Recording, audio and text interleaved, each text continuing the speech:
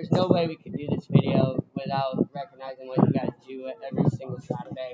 I know there's been times that, it rains in the morning and you guys are out here at 5 a.m. trying to get the fields ready just so we can play. But at the same time, dealing with all the adversity this year, it's just been unreal from the COVID pushing back baseball all the way into the summer months and possibly affecting fall ball. And then right when we get ready to go, we get a derecho that crushes Tate Cummings and hurts that. And then what you guys were able to do to continue and to overcome all that and bring this fall ball here to the corridor.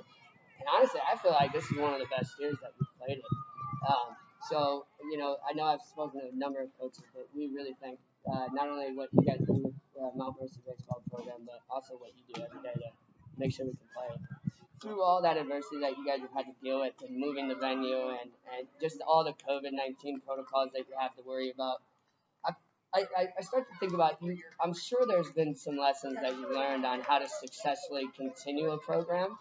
And then I'd also like to get your thoughts on how important do you feel it is to continue to try to meet those protocols so that kids can get out and be active? I'm not a doctor, and I certainly don't understand all the dynamics that go into COVID. But what I do know is parents have reached out to me every single weekend through emails or in person, telling me how much they appreciate the fact that their child has some sense of normalcy in their life. That this program is so important to their dynamics of their family to get out and get away from the COVID stress and to show their child that there is some normalcy in our world today. And as silly as it sounds, a baseball game for 90 minutes is important to our families. And at times, I didn't even understand how important until the parents have shared with me their stories. So I know you have all these stories that you've had over those years. I didn't know if you wanted to share anything, like when you go home at night after working your butt off Saturday, what makes you smile about this program?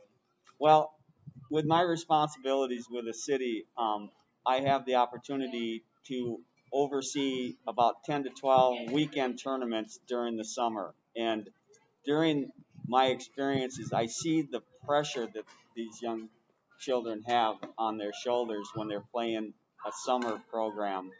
And what I really enjoy the most is in the fall program, I see so many more smiles because we have created a culture with the help of the families and the volunteer coaches of playing for the fun of it, to watch our children play and enjoy and not feel all that pressure. As we talked to Adam, most coaches are letting a child play positions that they don't typically play in the summer.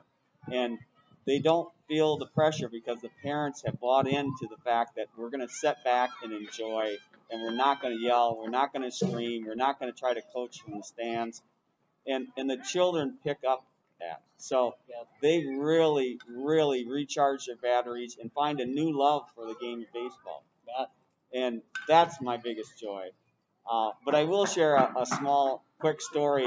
I had a child, I was watching the game on Diamond 2 on a Saturday earlier this fall, and the child hit a walk-off home run to win the game, and his teammates was just going nuts, and they were so happy, and it made all the extra work that our organizations have put in worth it just to watch that child interact with his teammates. And then later in the day, I found out from his coach that it actually was his grandpa's birthday. Oh. And unfortunately, his grandpa had passed away 3 years earlier. And this young man had told his mother that he was dedicating the game to his grandpa. And the message is we're putting fun back in the game of baseball. And that's been something that the parents have bought into. And certainly the coaches feel that way because they're allowing the kids to play other positions that they typically would not. And again, it really comes down to these children are having fun playing the game and not feeling the pressure. Now, it's important that we are teaching things to our children as far as being competitive. It's important that they work hard to improve. But this summer, it's all about recharging and putting the fun back. And again, everybody, we created a culture with everybody's help of that.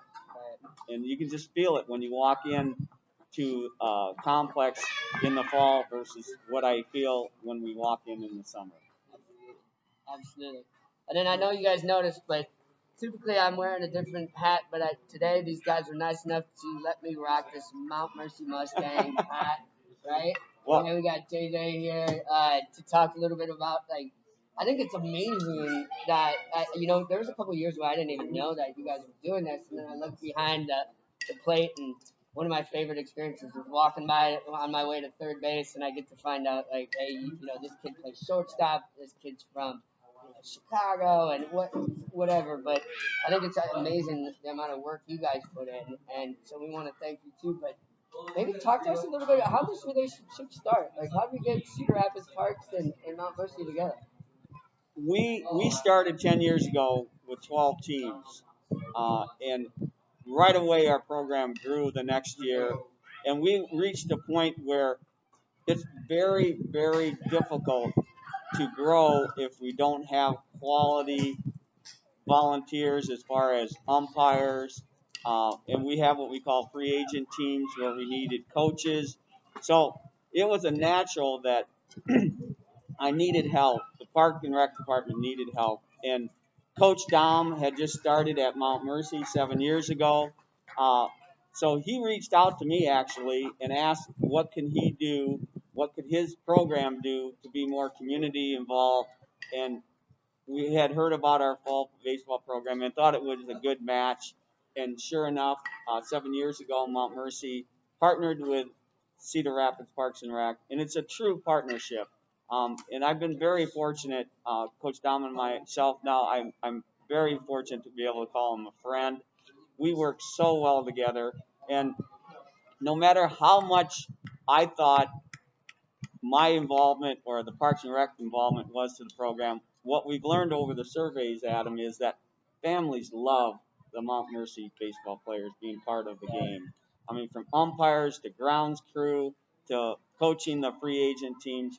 I mean, that's all we hear from parents is we love the Mount Mercy baseball players. So it kind of hurt Coach Dom and my feeling and JJ's feeling that they really are okay with us, but they actually really enjoy the interaction their children have with the college baseball players. Yeah, absolutely. And I don't know how we can. I mean, we say thank you all the time. Hopefully, you guys hear it from all the coaches. But I don't know if you guys have not been to the facility and gone out to see a Mount Mercy baseball game. Their facility over there is just absolutely unreal. I mean, it's just gorgeous. So I hope you guys have a great season. Is there any way that if we come out to fall ball, is there any way that we can help Mount Mercy baseball program? But coming out in the spring, supporting in the spring, appreciating the guys that have umpired and have coached some of these teams, that's a really good way to support them. So. The big thing is fall ball is almost ending. We're coming to the end of the fall ball. We're coming to the end of football, and we're about to bring people back inside, right, for winter sports. And I didn't know if I checked the temperature. What are you hearing? Do you think it's going to happen? Well, it's certainly going to be a challenge.